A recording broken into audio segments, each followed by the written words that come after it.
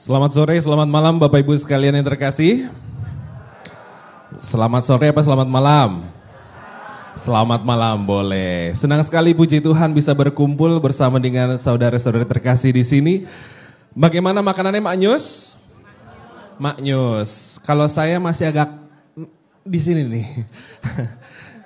Agak kaget, mohon maaf sebelumnya kalau tadi dipanggil moderatornya terlambat. Karena sebetulnya saya lagi ada kegiatan ngunyah di belakang. Dipanggil moderator Cristiano Ronaldo, langsung semua ketahan di sini. Jadi mohon maaf. Senang sekali kita bisa berkumpul di sini, tapi kita bawa sambil santai aja boleh ya.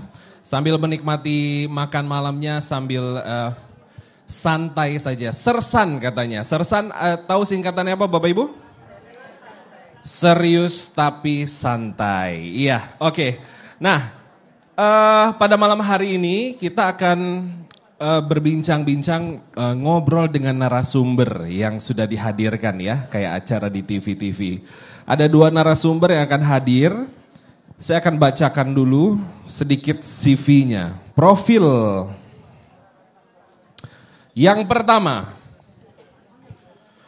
beliau lahir di Jakarta tanggal 5 November 1961 dan per 1 Agustus 2014 menjadi Vikaris Jenderal Keuskupan Agung Jakarta. Siapakah beliau? Oh, siapa dia? Iya. Sebentar, saya belum lihat narasumber saya di mana ini ya. Lagi ngunyah. Wah, Ibu, itu ngeledek saya namanya, Bu. Yang lagi ngunyah saya tadi. Kita panggilkan, inilah dia, Romo Diocesan Samuel Pangestu. Romo Sam. Kayak di acara TV, dada-dada gitu, Mo. Iya. Oke. Gak apa-apa, kapan lagi boleh ngerjain Vikjen, ya kan? Selamat malam, silakan. Di tengah, ya di sebelah. Oke. Dan narasumber saya yang kedua tidak kalah hebohnya.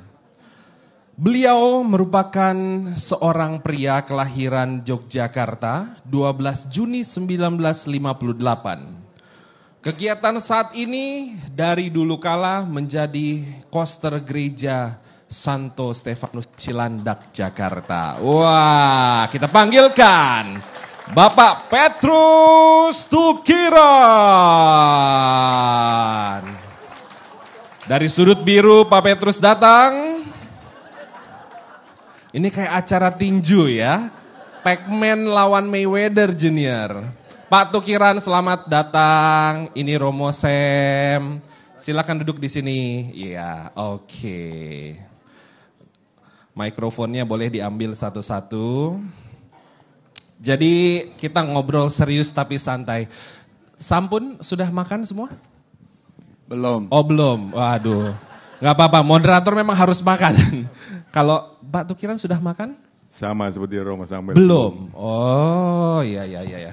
Jadi gak enak sendiri. Kami berpuasa demi pertemuan ini. Gitu. Waduh. Langsung moderatornya undur diri. Oke. Berbicara mengenai tema kita hari ketiga Bapak Ibu sekalian, bagaimana tentang keterpikatan. Di sini kalau kita lihat untuk tema hari ketiga adalah keterpikatan Maria kepada Tuhan. Nah ini masih ada sambungannya dengan hari pertama, hari kedua kemarin. Kalau kemarin Bapak Ibu sekalian yang hadir, berapa banyak yang di hari kedua ada? Oh semua, oh oke. Kemarin itu bagaimana Tuhan terpikat kepada Maria, betul? Tapi di hari ketiga ini kita berbicara bagaimana Maria kemudian terpikat dengan Tuhan. Yang namanya terpikat itu bahkan sampai rela mengorbankan segala-galanya. Nah sebagai pengantar singkat, tolong koreksi saya kalau salah. Kita tahu yang namanya Bunda Maria itu dari awal keterlibatannya dengan rencana Tuhan hingga akhirnya itu merupakan, boleh dibilang merupakan murid Tuhan yang paling taat. Kalau salah mohon dikoreksi.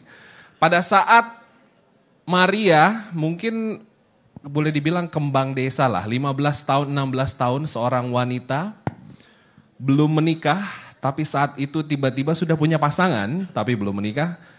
Malaikat Tuhan datang berbicara kalau Maria, engkau akan mengandung dari Roh Kudus.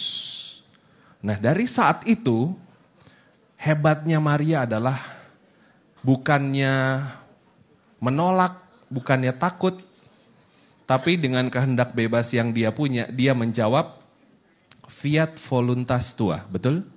Terjadilah padaku menurut kehendakmu. Nah, disitulah benar-benar bagaimana iman Maria bisa menjadi teladan buat kita semua. Kemudian berlanjut, bagaimana kemudian ia melahirkan Yesus, dikejar-kejar oleh Raja Herodes sampai ngungsi ke Mesir, ya. Terus kita tahu bagaimana membesarkan Yesus. Yesus itu juga sempat hilang di bait Allah, masih ingat Bapak Ibu? Sampai bagaimana khawatirnya seorang ibu kalau anak hilang di tempat yang begitu besar gitu. Mungkin ibu-ibu di sini kalau kehilangan anak di mall aja udah stres gitu ya. Bisa kebayang bagaimana hilang di bait Allah. Sampai kemudian waktu itu dengan persuasifnya Bunda Maria ketika di pernikahan di Kana, meminta Yesus, Yesus tolong mereka kekurangan anggur. Dan Yesus menjawab, ibu saatku belum tiba. Dan Ibu Maria tidak melawan, tidak membantah, dia hanya diam. Tapi di balik itu, Bunda Maria juga sudah bilang sama pelayan, nanti kalau Yesus berkata apa sama kalian, turuti aja.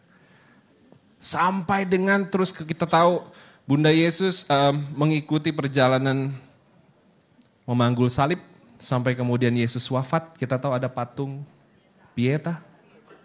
Sampai kemudian Yesus bangkit, Pentakosta sebagai gereja pertama juga.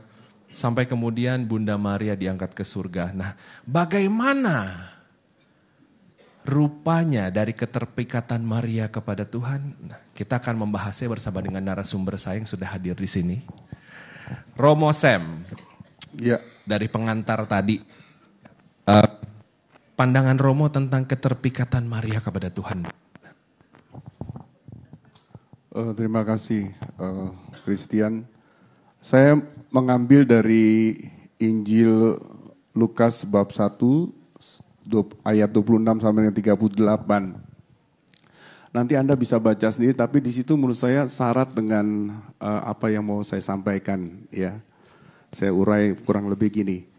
Pengalaman perjumpaan dengan Allah dialami oleh Maria melalui malaikat Gabriel dalam Injil Lukas itu terlihat lebih personal dibandingkan dengan pengalaman penampakan Allah lewat semak belukar yang menyala kepada Musa.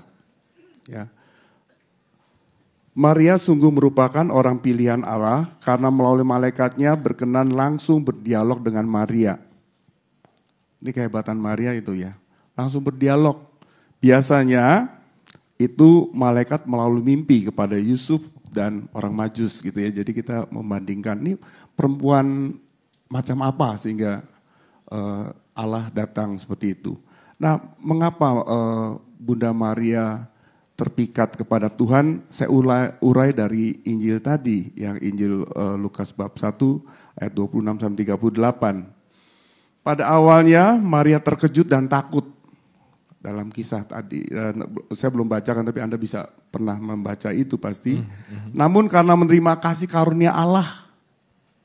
Jadi karena pertama-tama karena menerima kasih karunia Allah yang berlimpah, Maria dimampukan untuk ikut serta dalam karya penyelamatan Allah bagi umat manusia melalui Yesus Kristus, anak yang akan dikandungnya itu. Jadi yang membuat keterpikatan Maria kepada Allah itu, yang memampukan adalah kasih karunia Allah itu sendiri. Bukan kita kucuk-kucuk terpikat tuh enggak gitu ya. Jadi kasih karunia dikatakan dalam Injil tadi, engkau dikaruniai Tuhan menyertai engkau dan sebagainya. Itu kurang lebih nanti dalam Injil Lukas tadi ya, yang saya harus dibacakan. Nah, kasih karunia itu merupakan anugerah supernatural dari Allah. Dikatakan demikian, yang memampukan manusia memenuhi dan menanggapi panggilan menjadi anaknya. Partisipasi dalam kodrat ilahi dan hidup kekal itu. Apa itu kasih karunia Allah? Bisa berupa karunia-karunia Roh Kudus, karunia pengudusan, karunia kebajikan, dan lain sebagainya. Kasih karunia Allah itulah yang mengubah sikap Maria yang dari terkejut dan takut itu menjadi sikapnya takjub, kagum, dan akhirnya terpikat. Jadi ada proses seperti itu. Jadi kasih karunia Allah yang membuat Maria awalnya terkejut, takut, menjadi takjub, kagum, akhirnya terpikat itu. Maria takjub dan kagum akan apa? Ya. Akan karya kuasa Allah melalui Roh Kudus.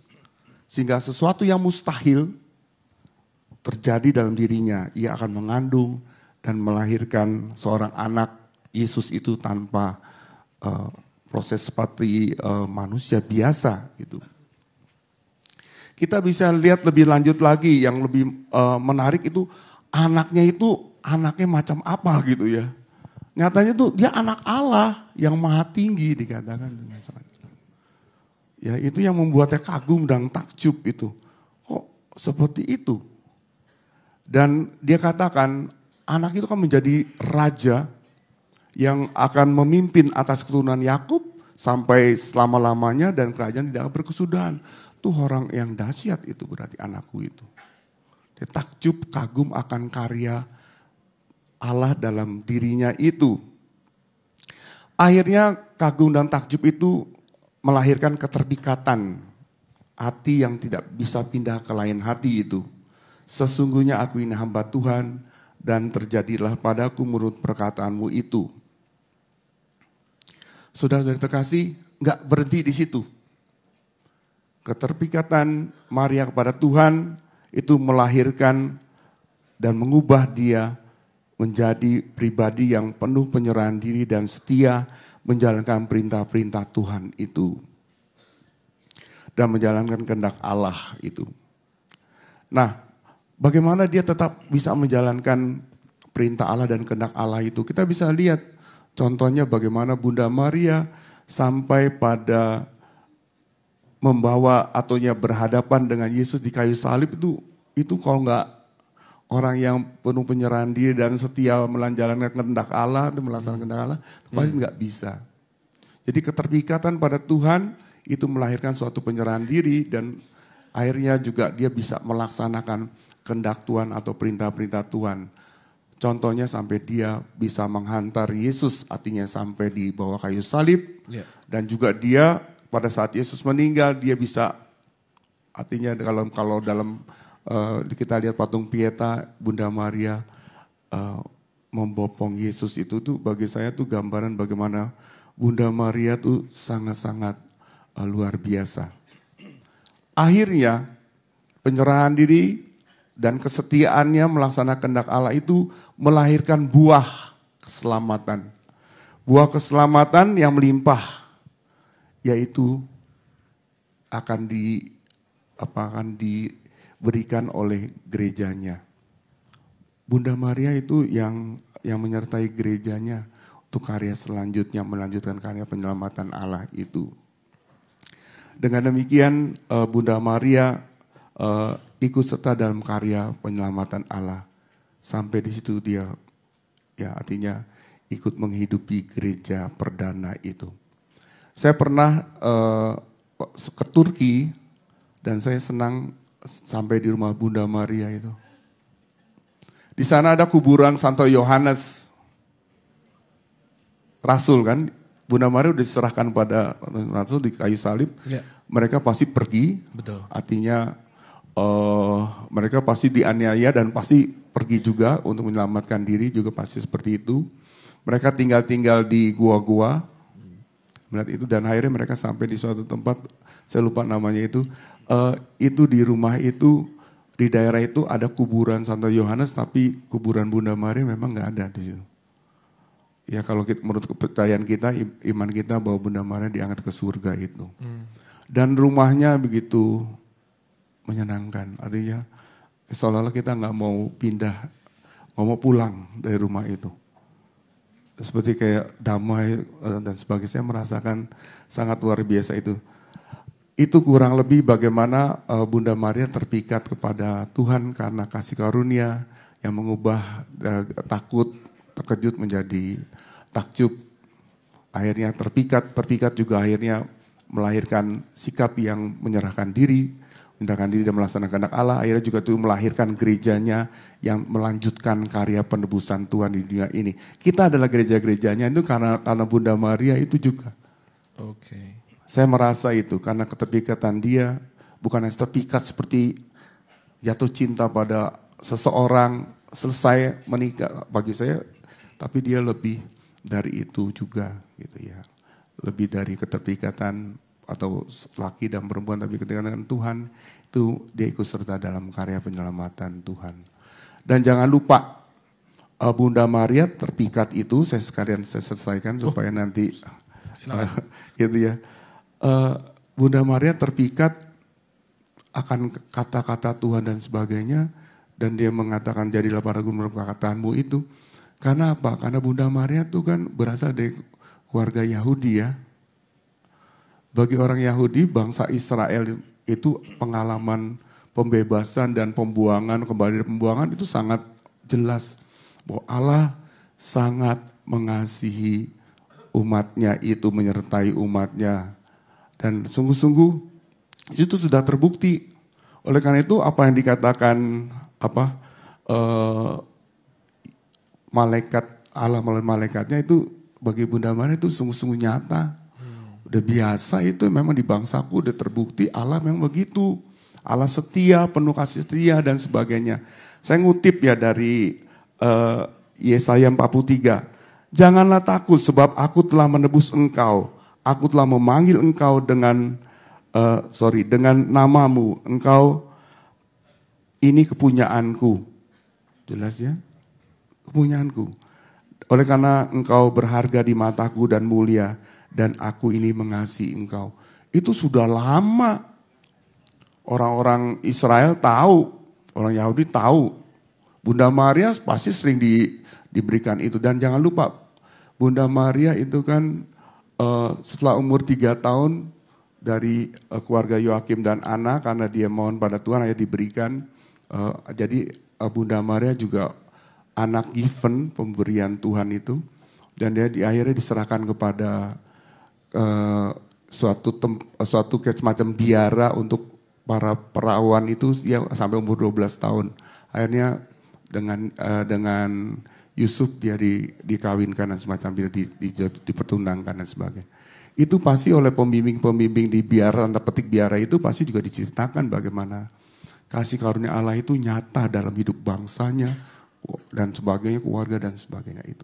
Jadi bagi saya itu pengalaman bukannya sekedar sejarah, tapi pengalaman iman yang benar-benar terbukti sehingga Bunda Maria begitu mudah terpikat juga dengan perkataan, dengan dan sebagainya. Memang karena memang sudah terbukti kasih karunia Allah itu bukan hanya bohong-bohongan. Saya memberikan kamu kasih karunia, bohong lah gitu ya. Tapi kalau ini kan sudah, benar, memang sudah terbukti sehingga begitu mudah.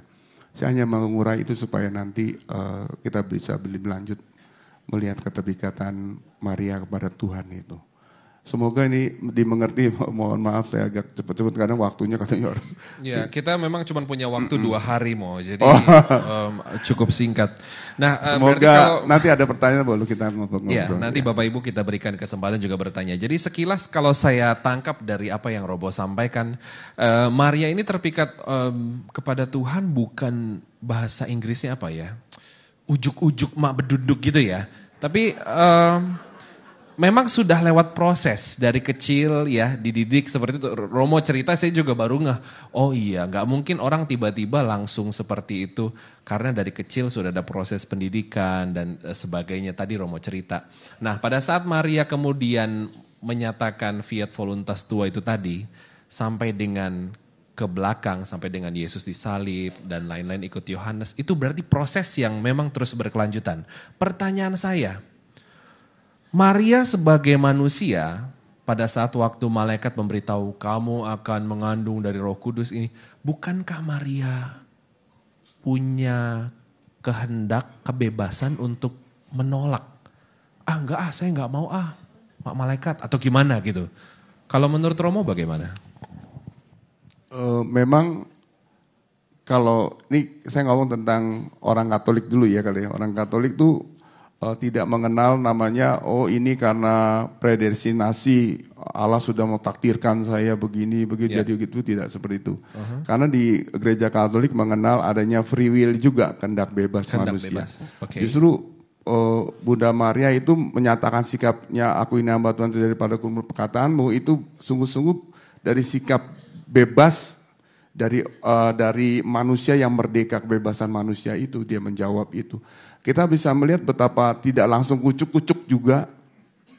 Kamu jadi ini gitu, jadi gitu kan enggak. Tapi ada dialog. Ini kalau kita baca Injil tadi kan, oh mungkin aku kan belum bersuami, gini-gini gitulah. Bunda Maria sedikit kenes kali ya, atau genit sedikit kali atau gimana. Saya nggak ngerti ya, itu menurut saya bisa dibayangkan betapa ada dialog. Tuhan kita menurut saya tidak seperti kayak dia dalang, kita puppetnya, kita bonekanya, enggak. Tuhan selalu memberikan free will itu kepada kita. Justru kedosaan kita itu karena kehendak kita menyalahkan kehendak bebas kita. Justru kehendak bebas manusia itu harusnya melahirkan sikap yang sungguh-sungguh lepas bebas. Menjadi anak-anak Allah yang merdeka, yang melaksanakan kehendak Allah sungguh-sungguh merdeka itu. Tanpa ada tekanan, tanpa ada merasa terbebani dan sebagainya. Kita bisa melihat itu semua dalam diri kita, mungkin itu.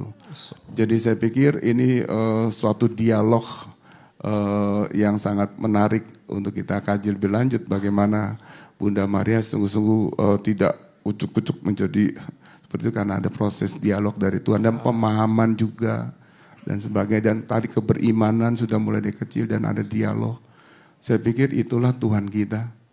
Hebat ya Tuhan kita memberikan kesempatan bagi kita untuk berpikir, karena dia juga memberikan anugerah kepada kita untuk itu semua. Ada akal budi dan sebagainya, punya hati juga dan sebagainya. Ya, jadi dari kecil lama-lama tumbuh dengan ada kehendak bebas, bagaimana iman Bunda Maria itu menjadi begitu kuat dan nyata, Bapak Ibu sekalian. Nah, yang nyata juga di sini adalah narasumber saya yang kedua. Tadi sekilas saya sebut Bapak Petrus Tukiran. Panggilannya Pak Tuki. Mic-nya dikeatasin, Pak. Nah, gitu loh. Pak Tukiran, jangan dipotong. Pak Tukiran ini koster di Stefanus Cilandak ya? Betul. Ya. Nah, tapi sebelum cerita tentang koster, saya tadi juga sempat baca dulu kelahiran Jogja, berarti asalnya Jogja ya? Iya. Nah, sebelum jadi koster, perjalanan hidupnya bagaimana Pak, secara singkat? Sebelum saya jawab, saya menyapa dulu ya. Monggo Pak, silakan. Pinarak. Salam Bapak Ibu. Saya biasanya kalau di depan banyak orang itu suka melo. Apa tuh Pak melo Pak? Nggak tahu apa artinya melo aja. Melo aja, ya, oke. Saya juga nggak ngerti loh. Saya juga Pak melo Pak. Pertama saya ucapkan puji syukur kepada Tuhan bahwa atas berkat dan rahmat-Nya saya bisa hadir di tempat ini. Yang kedua, saya mengaturkan terima kasih kepada Bapak Kismantoro ya, selalu Ketua Penyelenggara Novena Persaudaraan Maria. Bahwa saya diizinkan bisa dilibatkan di dalam acara pada malam hari ini. Yang terhormat kepada Romo Samuel sebagai narasumber junjungan kita ya, junjungan kita. Mungkin sebelum mengawali pertanyaan tadi, saya mau berpantun sedikit, boleh nggak? Boleh. Saya izin dulu sama Bapak Ibu. Bapak karena sebetulnya lurah apa koster Pak? Monggo Pak, saya juga pengen dengerin pantunnya kayak apa. Saya mohon izin dulu karena yang punya wewenang adalah Bapak Ibu semuanya. Tenang Pak, moderator bilang boleh. Lanjut. Naik kuda membeli jamu. Membeli jamu ke Gandaria. Naik mobil macet jadi naik kuda. Oh, oke. Tidak kuduga saya bertemu dengan Persaudaraan Maria. Wih. Boleh. Itu berapa lama nyiapin ya, Pak? Monggo silakan. Mau lagi nggak pantunnya? Oh iya. Ini moderator ditawar ini. Monggo Pak, silakan Pak. Di pinggir rel beli gedon dong. Romo Samuel, kenalan dong.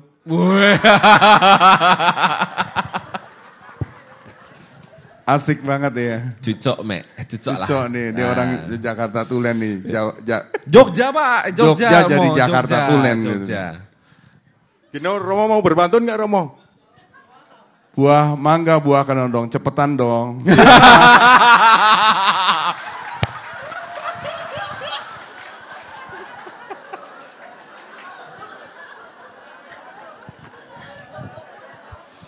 Ternyata hebat Romo.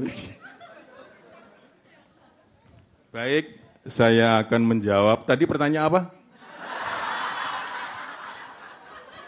Jujur saya grogi ya. Romo Samuel menyiapkan materi yang sangat bagus. Saya nggak menyiapkan apa-apa, padahal ya mungkin saya pikir udah di luar kepala ya. Di luar kepala sampai nggak nyantol. Gak apa-apa Pak, kan ada pepatah, banyak belajar banyak lupa. Sedikit belajar, gak belajar gak lupa Pak, tenang aja. Ya. Tadi pertanyaan saya kan asalnya Jogja, tapi kan yang kita tahu sekarang kan Koster, Stefanus Cilandak. Nah sebelum jadi Koster tuh perjalanan hidupnya seperti apa? Singkat aja tanpa pantun Pak. Iya. Yang pasti sebelum jadi Koster, perjalanan hidupnya ya tersendat-sendat lah. Tapi saya mau cerita dari awal ini, kenapa kok saya bisa terperangkap menjadi Koster gitu ya. Pada awalnya saya tertarik itu melalui seorang pelayan Tuhan. Jadi pada waktu itu saya ke gereja Yohanes Penginjil Blok B, saya masih muda waktu itu ya. Iya Pak, pasti. Umurnya berapa tuh? Masih umur 16 tahun waktu itu. Oke. Saya melihat seorang pelayan Tuhan menyalakan lilin altar. Begitu saya melihat itu, hati saya maknyes. Seperti yang Mas Riz katakan tadi, maknyus. Ini maknyes. Ini maknyes. Dalam hati saya mengatakan bahwa, kapan ya aku bisa menjadi seperti dia? Rasanya bangga sekali aku bisa menjadi seperti dia. Kebanggaannya apa? Tahu nggak? Nggak tahu kan? Belum. Saya juga nggak tahu. Bangganya kalau kita berdiri di depan banyak orang, dilihat orang, itu bangga. Apalagi penampilannya baik, rapi, pakainya rapi, wajahnya ya cukup lumayan gitu, bangga kita. Coba kalau kita berdiri di depan nggak ada siapa-siapa, mau bangga sama siapa? Kan nggak ada kan? Nah, di dalam perjalanan waktu itu kira-kira tahun 77 ya. Oke. Tahun 77 kemudian saya mendapat info bahwa di pastoran Cilandak itu butuh tenaga, itu tahun 80. Tepatnya kira-kira tanggal 29 Juli 80. Jadi tepatnya atau kira-kira Pak? Tepatnya. Tepatnya. Tepatnya itu, jadi tanggal itu saya menghadap Romo untuk interview. Oh ada interviewnya? Ada. Untuk interview, kemudian lolos interview, tanggal 30 saya boleh mulai bekerja. 30 Juli tahun 80. Kurang lebih seperti itu, jadi perjalanan saya sebagai Koster diawali dari tertarik kepada seorang pelayan Tuhan, kemudian prosesnya nunggu kira-kira berapa tahun itu? 79 sampai 80. Setahun Pak. Berapa? Setahun. Setahun. 79. Bukan, 77. Oh. Maaf. 77. 77 sampai 80. 3 tahun. 3 tahun kurang lebih ya 3 tahun. Umurnya 19. 19. Jadi kalau Bapak Ibu novena permohonannya dikabulkan 3 tahun kemudian jangan kaget. Saya mempunyai angan-angan itu juga 3 tahun kemudian baru terwujud. Nah setelah perjalanan waktu akhirnya kita menjadi Koster Santo Stefanus Cilanda. Dari tahun 1980 Ya. hingga sekarang 2015. Iya, betul. Bapak Tukiran menjadi koster dari Stefanus Cilandak. Iya.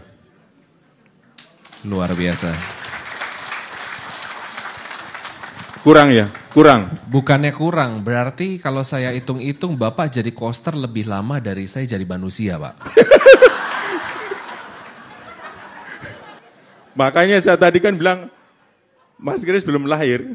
Saya masih pra-rekonstruksi waktu itu mungkin, proses desain. Nah, jadi awalnya tertarik itu gara-gara... Boleh saya nanya sama dia? Oh, boleh silakan, moderatornya ada 2, mumpung, aman. Silakan. Nanti honornya bagi saya separuh ya. Silakan Mo. Saya tertarik tadi ya, Pak Tukiran tadi kan ngelihat Romo itu kok langsung jadi mau Koje Koster. Apakah Romo itu kayak Yesus gitu ya? Gimana tuh? Gimana? Kalau menurut dia bukan Romonya kayak Yesus, Yesusnya yang kira Romo. Wah. Enggak ya, sehingga saya pikir ada ketertarikan. Pasti Tuhan menyapa, menurut saya sih, saya merasa ada Tuhan menyapa sehingga Romo itu kan seperti Yesus gitu ya, kok kesian dia nyalain ini sendiri. Aku merasa harus nemani dia atau apakah ada punya perasaan seperti itu atau? Ya mungkin pada waktu itu malaikat mencatat. Jadi yang hati saya tergerak, tertarik itu dicatat oleh malaikat. Itu hanya bayangan saya. Kemudian itu dilaporkan ke Bunda Maria. Oh. Dia merekonstruksi panggilannya. Ini kayak penyidik KPK yang rekonstruksi itu ya, jadi harus tertata. Just joking ya. Oke, terus? Dari malaikat dilaporkan ke Bunda Maria kan? Oke.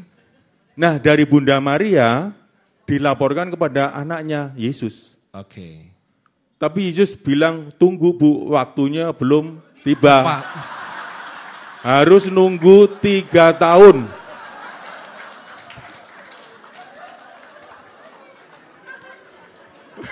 Mungkin Bapak Ibu di sini ada yang produser tertarik untuk mengabadikan kisahnya dalam bentuk film atau buku. Nah pertanyaan saya, nunggu 3 tahun itu kan nggak gampang ya. Pasti ada rasa cemas, gelisah, tak menentu. Nah tepatnya kira-kira bahasanya galau. 3 tahun menunggu itu apa yang dilakukan Pak Tukiran? Novena kah? Bukan novena, ya biasa kita hidup sebagai manusia cari kegiatan yang lain. Jadi setelah itu ya udah kayaknya seperti udah gitu aja. Jadi udah nggak tak inget-inget lagi, nggak tak inget-inget lagi. Akhirnya ya saya namanya orang bujang mau pengen cewek ya waktu itu, nggak punya kerjaan gitu. Wah bingung juga saya mau cari kerjaan apa, sono sini susah nggak nerima. Akhirnya kursus montir mobil, kursus montir motor, cari SIM ya, SIM A punya dulu saya. Begitu ngelamar, maaf Pak, yang dicari yang sudah berpengalaman, mati saya. Gimana punya pengalaman, mobil aja nggak punya. Iya. SIM ada, mobilnya nggak ada. Bagaimana bisa? Nggak bakalan bisa.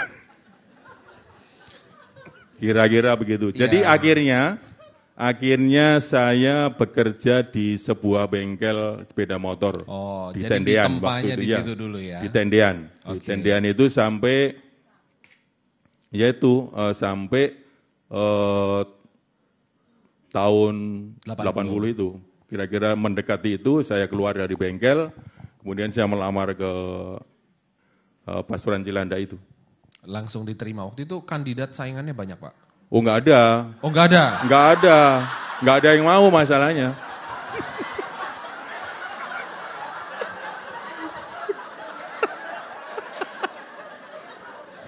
Ini di luar ekspektasi saya ya memang. Nah Pak Tukiran, ini menarik. Mau kita tanya terus Mo.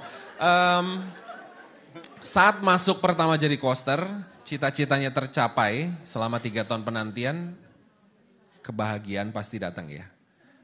Selama periode tersebut, antusias, mulai-mulai merasa bosankah atau bagaimana?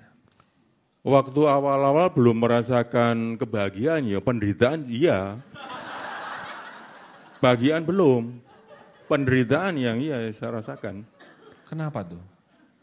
Bagaimana kita melayani seorang pastor kan macam-macam permintaannya ya nggak pastor? Oh iya. Enggak gitu. Saya hanya semacam. Saya nggak macem-macem kok. Padahal kita kan masih buta, belum tahu apa ya istilahnya bagaimana sih kerja di lingkup pastoran, di lingkup gereja. Dunia baru. Kita masih belajar. Bukan dunia yang lain. Jadi Iya, benar. kita masih belajar, jadi kita ya sambil jalan, sambil doa tentunya. Proses ya. Ya, sambil doa tentunya. Ya kalau lama-lama, terasa nikmat juga. Bisa ya. Iya, Setelah berapa bisa, lama bisa. itu kemudian merasa bisa enjoy gitu? Lama ya, kurang lebih 20 tahun.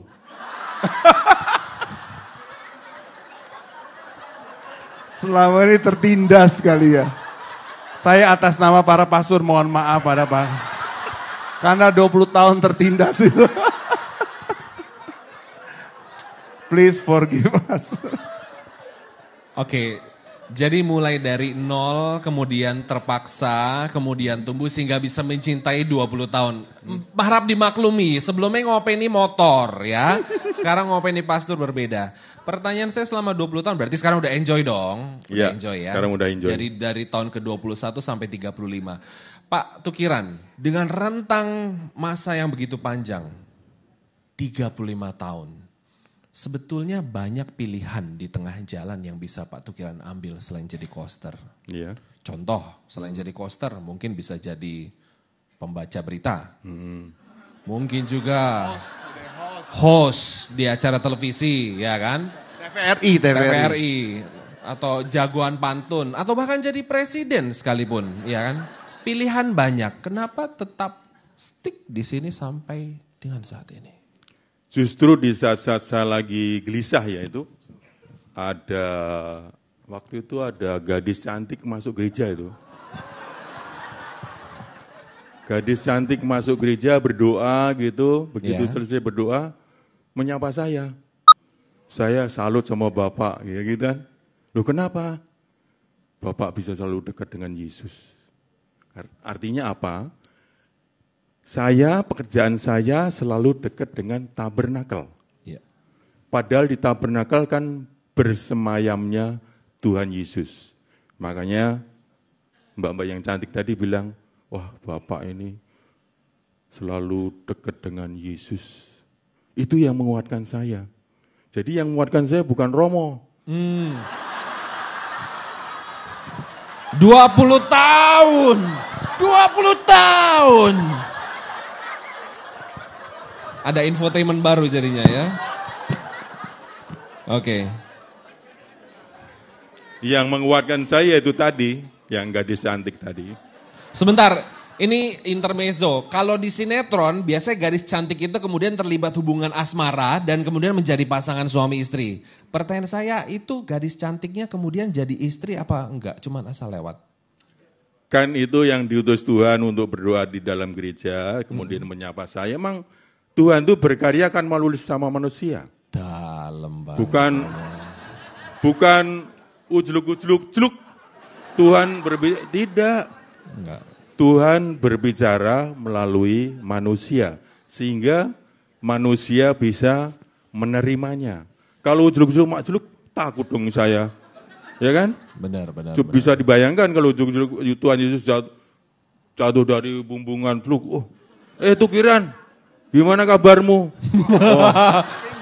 Piye kabarmu? Langsung pingsan. Iya. Lucu sekali Pak Tukiran pernah diajak sama Tukul jadi asistennya enggak? Bisa punya acara sendiri loh. Oke, so itu pengalaman hidup yang kemudian menguatkan Pak Tukiran hingga dengan saat ini. Sorry, saya belum begitu banyak tahu. Kalau coaster itu kita tahu di gereja itu mungkin perannya di belakang layar. Bagaimana menyiapkan alat-alat untuk perayaan Ekaristi, betul ya? Saya cuma tahu itu doang sih. Iya. Nah makanya saya mau tanya, sebenarnya coaster itu ngapain aja sih Pak? Iya. Ya itulah pekerjaan coaster itu nasibnya seperti itu. Jadi kalau baik tidak dipuji, tapi kalau jelek dipisu-pisui. Itu kerjaan coaster seperti itu. Makanya kita harus benar-benar tahan mental. Kalau enggak bersama Yesus kita enggak kuat. Enggak kuat, enggak sampai 35 tahun itu. Jadi judulnya adalah Pak Tukiran benar-benar sudah terpikat sama Tuhan ya? Oh, sangat terpikat. Asik, ini sama kayak Bunda Maria ceritanya. Nah, kembali ke Romo. Kita lupakan apa yang 20 tahun itu terjadi mau tadi. Tua banget deh. Jangan salah Bapak Ibu. Romo yang di sebelah saya ini dari tahun 1987 sampai tahun 1992. Saya rasa nggak banyak juga yang tahu. Ternyata Romo ini adalah seorang branch manager. Sebuah bank terkenal saat itu yang grupnya sekarang menjadi grup tempat saya bekerja. Branch manager dari bank berinisial LIPPO. Inisial. Oh enggak ya. Intinya branch manager, jabatan udah tinggi, penampilan keren. Apa ya? Masuk seminari. What happened, Mo? What happened?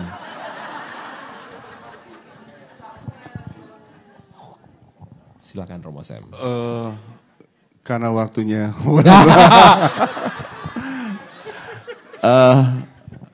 Sebenarnya kalau cerita saya, kalau mengenai panggilan keterpikatan pada Tuhan itu kan seperti kayak sinetron yang terlalu panjang.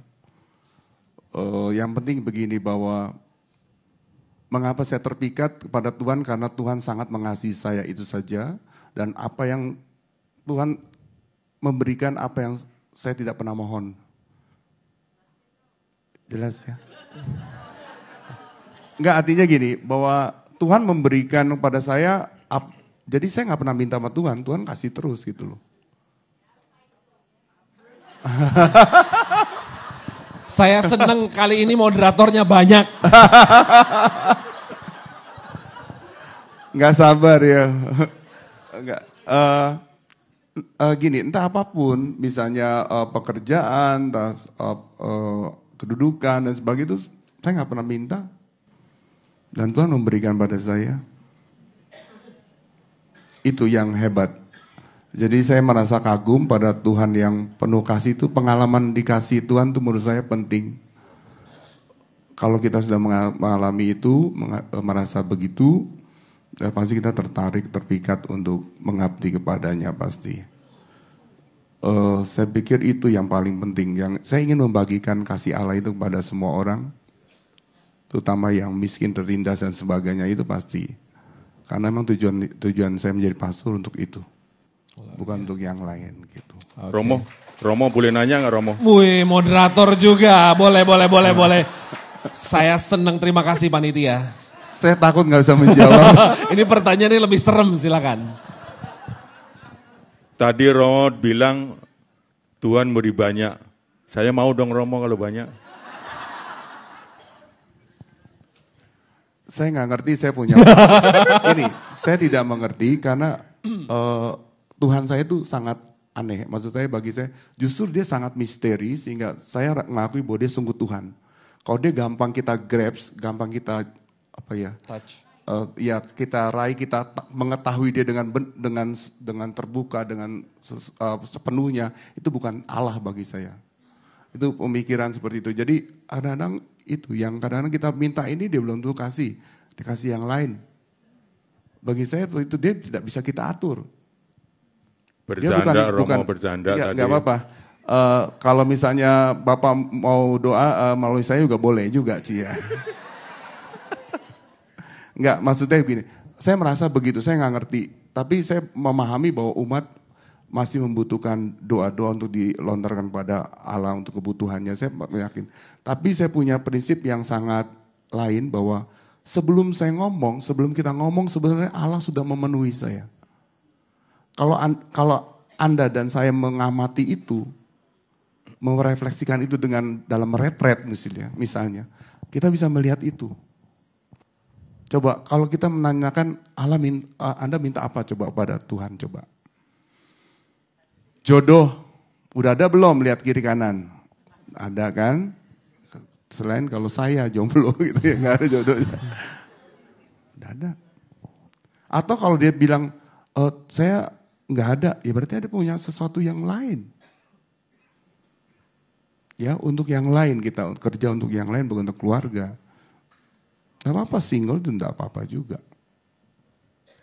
Dan Tuhan sudah menyiapkan itu.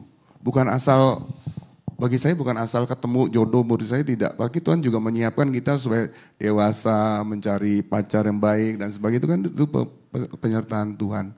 Tuhan sudah memberikan pada kita modal macam-macam itu. Jadi sebelum Anda minta sudah diberikan. Ya bagi saya seperti itu saya gak ngerti, tapi mungkin bisa diolah. Oleh karena itu kita hanya berdoa, novena dan sebagainya, hanya ingin meneguhkan bahwa kau sungguh Allah yang hebat. Kau sungguh memberikan aku segala-galanya yang aku butuhkan. Itu benarnya doa kita seperti doa orang beriman. Gitu. Ya, jadi jelas ya. Mengenai resultnya dia memberikan tidak, pasti dia berikan. Seperti Pak Tukiran tadi kan, nunggu berapa tahun? 3 tahun. Tapi ditindasnya 20 tahun. Kasihan deh loh gitu. Tapi bagaimana saya merasa Pak Tukiran pasti berdoa cuma Tuhan bagaimana saya dikuatkan di dalam. Dia punya. Karena Allah memberi modal itu, Roh Kudus dan sudah diberikan pada dia. Pada saat dia dibaptis dan sebagainya. Misalnya itu modal yang sangat luar biasa. Tanpa diminta kan? Iya. Sudah ada. Roh Kudus sudah ada tanpa diminta sebenarnya. Bagi saya seperti itu, karunia sudah diberikan mengalir begitu dahsyat kepada kita. Cuman kita kurang menyadari menurut saya. Kalau kita menyadari, kita semakin banyak orang yang akan memuliakan nama Tuhan pasti akan luar biasa. Saya ingin orang Katolik seperti itu. Terbukalah terhadap kasih Allah yang sangat sudah Allah berikan segala-galanya pada Anda itu. Termasuk kita yang berdosa ini ditebus dan sebagainya. Kita nggak modal apa-apa. Anda punya modal apa? Bayar apa pada Tuhan? Tidak. Tuhan tidak mau begitu.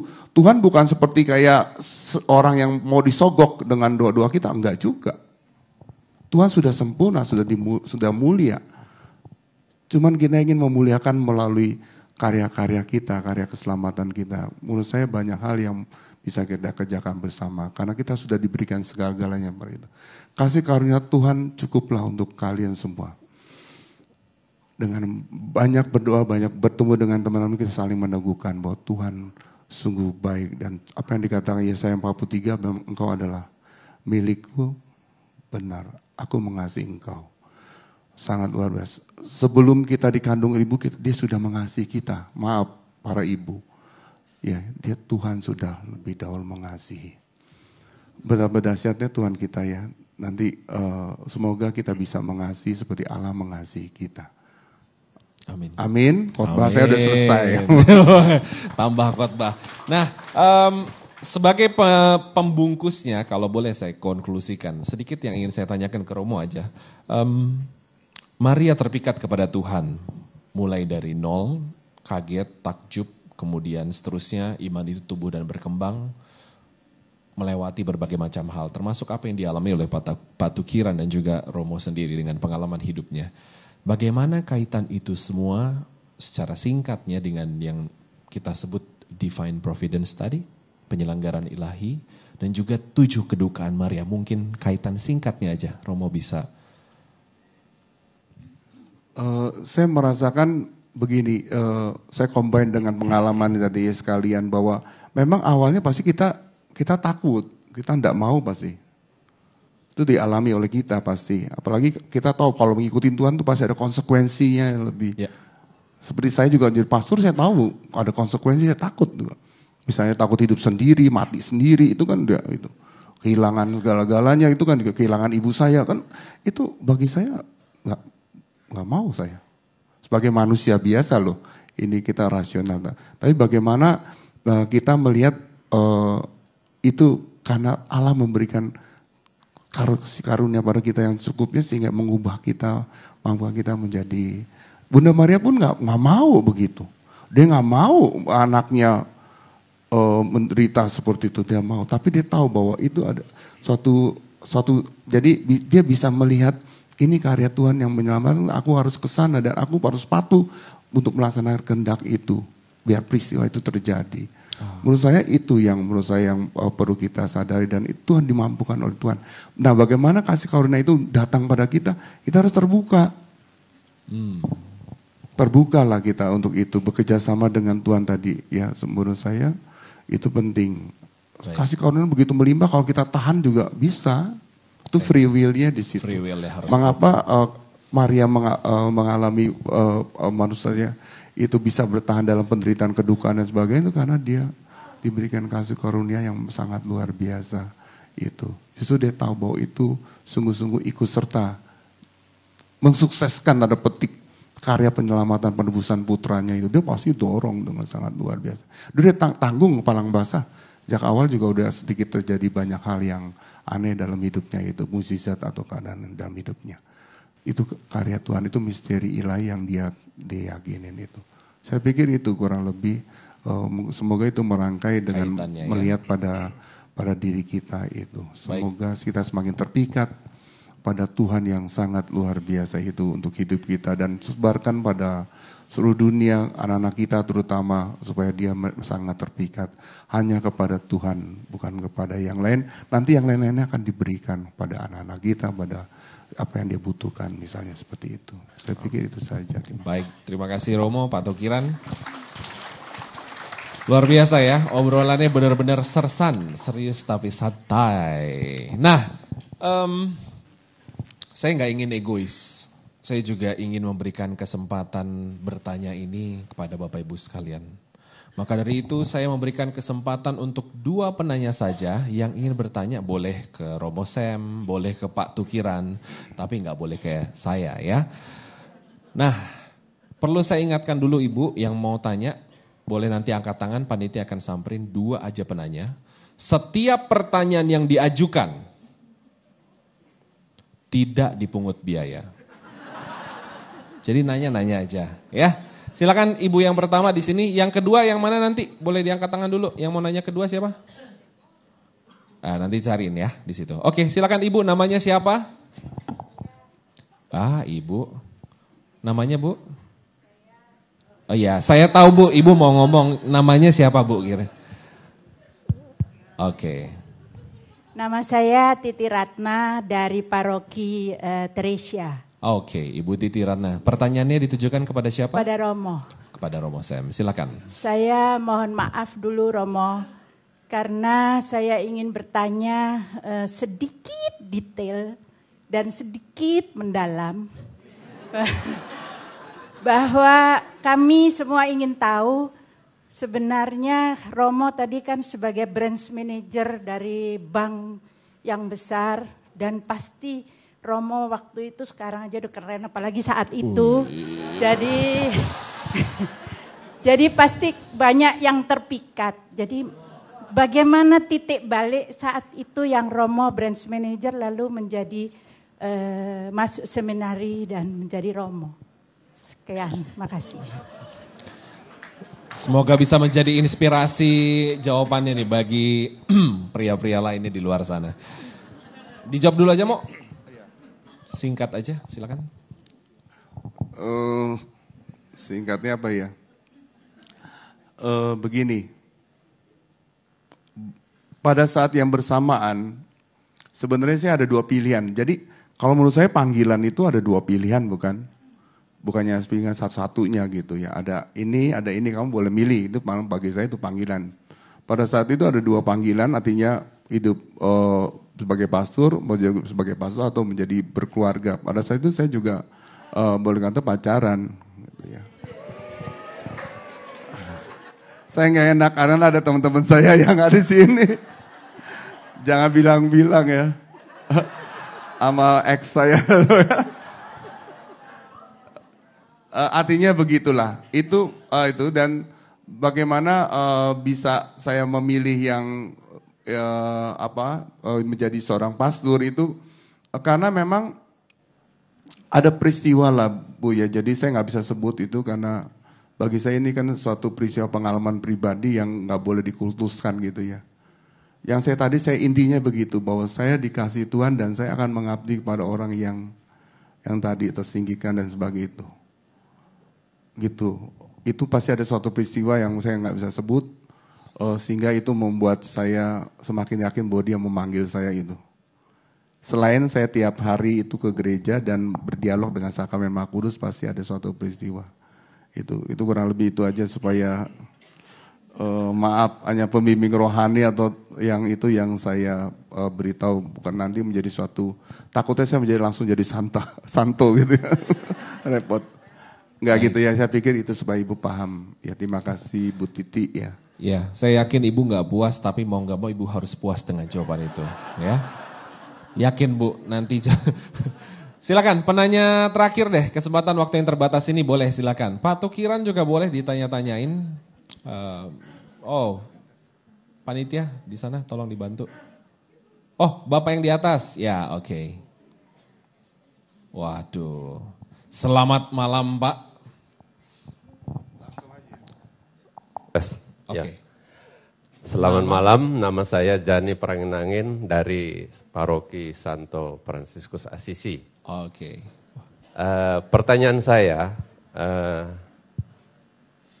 jadi kalau Yesus dalam membina relasinya dengan Allah Bapa, di Injil dikatakan berdoa secara khusus, lalu melakukan puasa dan sebagainya sehingga kedekatannya dengan Allah sangat kental sekali gitu. Nah pertanyaan saya, Maria terpikat kepada Allah, lalu bagaimana dia meningkatkan relasinya dengan Allah Bapa sehingga keterpikatannya itu benar-benar sungguh mencapai puncaknya begitu. Nah itu pertanyaan pertama. Kemudian pertanyaan kedua kepada Pak Tukiran. Silakan. 20 tahun sementara Bapak bekerja di kebun anggur gitu, tidak merasakan manisnya anggur itu. Apa Bapak tidak melakukan sesuatu sehingga benar-benar anggur itu, manisnya anggur itu tidak sampai 20 tahun baru bisa dinikmati begitu Pak. Terima kasih. Oh iya oke.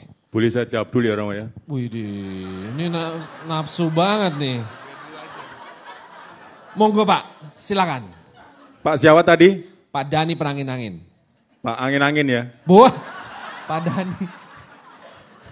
Ngasal. Mungkin kalau Bapak, sebenarnya saya nggak mau jawab ya, kalau Bapak ingin merasakan, gantiin saya aja, nggak apa-apa. Tapi gini Pak, intinya gini, bukan kita tidak bersyukur ya, tapi bekerja di gereja, itu kita tidak bisa diukur dengan materi Pak. Kita nggak bisa nguber materi. Sementara yang waktu menjadi gelisahan saya itu waktu itu, saya punya anak 2. Apakah saya bisa menyekolahkan anak saya sampai ke pendidikan yang lebih layak? Sementara gaji saya bisa ditebak itu kalau kerja di gereja itu, ya saya nggak mau cerita banyak ya, Romo, ya ntar nggak baik. Kira-kira begitu aja. Sementara biaya sekolah kan tinggi, sedangkan diukur dengan penghasilan saya itu nggak menunjang. Tapi puji Tuhan setelah lewat 20 tahun itu, ternyata itu bisa saya lewati.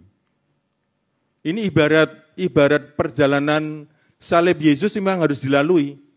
Yesus kan tidak terus dimuliakan di kemuliaannya kan melalui jalan salib dulu. Ini yang saya gambarkan hidup saya seperti itu. Jalan salib Yesus mulai dari bawah sampai disalib itu rasa-rasanya ya mungkin yang saya alami 20 tahun itu. Jadi penderitaan adalah bagi saya itu sebagai pendewasaan iman. Itu menurut saya loh ya. Karena apa? Karena tanpa begitu mungkin kalau saya diberi yang enak-enak mungkin juga malas berdoa atau malas kerja. Saya rasa begitu. Jadi ini saya rasa sarana Tuhan untuk mendewasakan iman saya supaya kita lebih dekat lagi dengan Tuhan. Kira-kira begitu aja Pak, jawaban saya Pak. Terima kasih Pak. Terima kasih Pak Tukiran. Mau menjawab pertanyaan? Saya merasa bahwa justru Yesus belajar dari Bunda Maria tentang itu ya. Bagaimana dekat dengan Allah Bapa. Saya merasa itu karena dia kecil kan, dari kecil ya, hidup dengan Bunda Maria. Pendidikan keluarga tuh bagi saya penting. Dan kita ketahui kalau keluarga Yahudi sangat-sangat takwa gitu ya. Dan mereka pasti ada acara-acara semacam itu di Bait Allah, sinagoga, dan sebagainya. Mereka tuh pasti seperti itu. Menyangkut pantang puasa atau apapun mereka sudah lakukan itu ya. Jadi saya merasa bahwa Bunda Maria adalah ya sosok ibu yang sangat komplit gitu, sangat sejati. Bagaimana dia bisa membina Yesus menurut saya gitu. Dan itulah membuat dia berkembang karena melihat putranya, akhirnya dia mengikuti sang putra toh, karena dia tahu bahwa ini adalah anak Allah yang ada dekat dengan dia dan sebagainya, mengikut sebagainya. Awalnya Bunda Maria pasti memberikan itu pada Yesus, cara berdoa dan sebagainya. Bagi saya seperti itu. Memang tidak tertulis dalam kitab suci, tapi menurut saya kalau melihat kita bisa merekonstruksi semacam itu bisa terjadi gitu. Dan pasti peranan keluarga sangat penting dalam keluarga Yahudi itu. Dan semakin dekat, kalau orang tua dekat dengan Allah, pasti anaknya dekat dengan Allah. Ya logikanya seperti itu. Dan akhirnya Bunda Maria ngikutin Yesus gitu. Pada saat Yesus sudah berkarya dan bersabda, dia mengikuti bahwa dia yakin bahwa ini anak Allah itu. Sabdanya adalah sabda Allah itu. Ya firman yang menjadi manusia dalam diri anaknya itu, sehingga dia yakin, dia ikutin saja. Oleh karena itu Bunda Maria banyakkan kontemplasi dia. Bunda Maria nggak banyak ngomong, ya, dia kontemplasi, dia memandang, mengikuti putranya terus sampai di kayu salib, diikutin terus seperti itu. Dia udah biasa melakukan itu dan dia sangat dekat. Orang yang melakukan kontemplasi biasanya sangat terpikat. Kalau Bapak Pari angin-angin ya, itu melihat kalau orang kudus selalu kan dia melihat ke depan, ke atas gitu ya. Itu kontemplasi itu Pak, dia melihat Allah Bapa di situ, Tuhan di situ. Kita bisa melihat karya Allah di dalam hidup kita, menurut saya karena kontemplasi dengan mata batin, saya bisa melihat ini karya Tuhan sedang berlangsung dalam hidupmu misalnya. Kita bisa melihat itu. Semoga itu ya, sehingga kita semakin terpikat, semakin dekat dengan Tuhan, dan itu membuat gereja Katolik sangat kaya Pak dengan cara berdoanya. Belajarlah di gereja Katolik, oleh karena itu Anda minta retret dan sebagainya supaya tidak, kalau menurut saya maaf saja kalau dari yang lain itu berdoanya hanya semacam itu, tapi kalau kita sangat luar biasa. Ya, kurang lebih begitu. Ya. Baik, terima Nanti kasih. Lexio Devina juga bisa dengan macam-macam. Gitu. Terima kasih. Semoga terpuaskan Pak atas jawabannya. Sesi tanya jawab mungkin saya tutup. Saya rangkum coba bagaimana obrolan kita bahwa Bunda Maria terpikat kepada Tuhan. Mengalami sesuatu mulai dari nol. Kemudian dengan kehendak bebasnya, free will, memutuskan bagaimana kemudian mengikuti Tuhan terus dalam grand design rancangan keselamatan umat manusia. Itu adalah Bunda Maria. Romo Sam punya kisah sendiri bagaimana ia terpikat dengan Tuhan. Pak Tukiran dengan tugasnya sebagai koster juga punya cerita hidup sendiri bagaimana ia terpikat dengan Tuhan. Pertanyaan selanjutnya, apakah kita sudah terpikat dengan Tuhan? Panggilan apakah yang kita laksanakan dalam hidup kita? Apakah kita menanggapi panggilan tersebut? Atau justru mengabaikan dan memilih untuk melarikan diri dari panggilan Tuhan? Dan kiranya boleh saya tutup.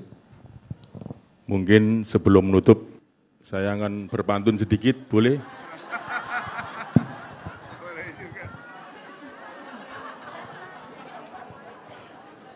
Iya Pak, silakan Pak. Nanti tanggung jawab sama panitia ya Pak ya. Ini pantun lama sebenarnya. Kalau ada sumur di ladang, boleh kita menumpang mandi. Ya. Kalau saya masih diundang, boleh kita berjumpa lagi. Wih, luar bioskop. Maksud saya luar biasa. Romo mau pantun juga mau, mumpung ada kesempatan? Oke. Saya hanya mau misa, mau nyanyi aja. Oh mau misa. Kalau gitu saya juga mau pantun. Gak mau kalah sama Pak Tukiran. Burung irian, burung cendrawasih. Cukup sekian dan terima kasih. Tepuk tangan untuk kedua narasumber saya. Terima kasih Romo Sem, terima kasih Pak Tukiran. Tuhan memberkati kita semua. Saya kembalikan, silakan Claudia.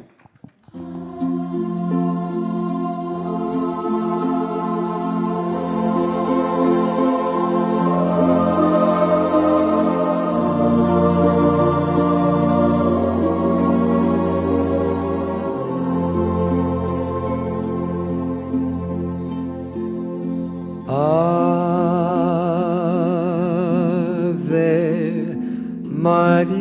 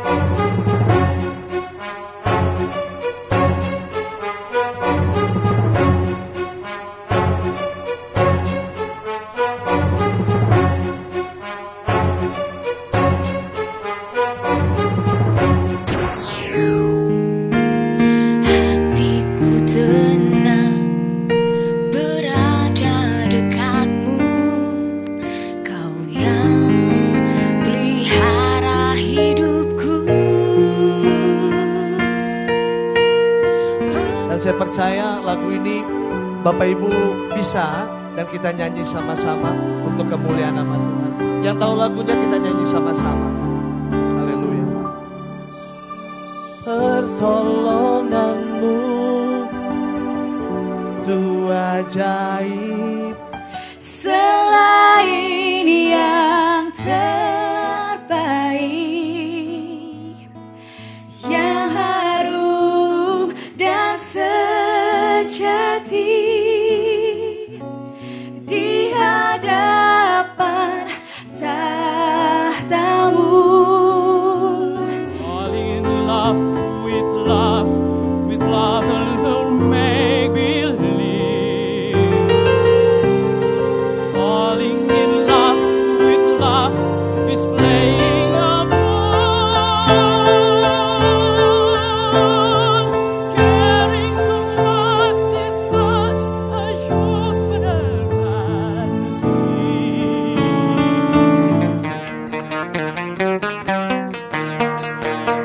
Di atas pangku, di atas mesbah pangkuanmu, bunga-bunga niatku. Lebih dalam dari lautan. Siapakah ku ini Tuhan, jadi biji matamu.